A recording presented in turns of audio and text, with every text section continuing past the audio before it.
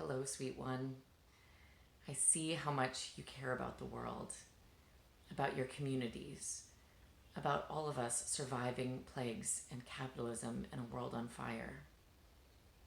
That clench in your throat, that knot in your gut, the tightness in your breath. This is how our bodies try to hold the world's anguish.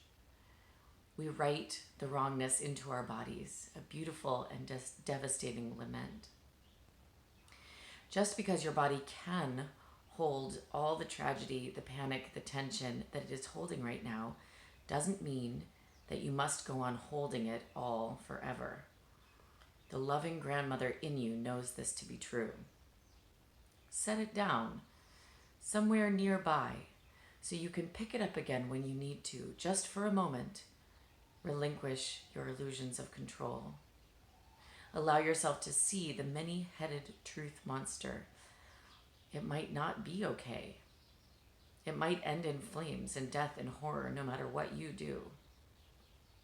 Take a moment to acknowledge how fucking awful and sad that truth is. And how not even the worst possible scenario would take away from your inherent worthiness.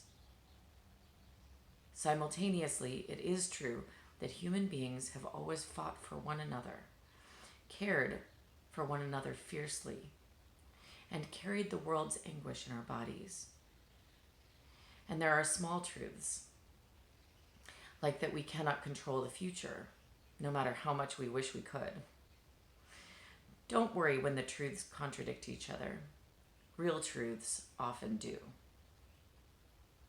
No matter what, whether it turns out okay in the end or not, you carry the divine within you. You are enough. Not because of the things you do, but because of who you are fundamentally, intrinsically, always and without exception. Take a breath or two to allow yourself to know this. And when we pick up the anxiety again, let's aim for flexibility. Movement, space for breath to get in and out of your rib cage. Gentleness for the things we can't do. And integrity, giving us the strength and resolve to turn our sometimes excruciating caring into solidarity, mutual aid, and direct action. We are each one person, breathing this one breath with common divinity. We can do this together.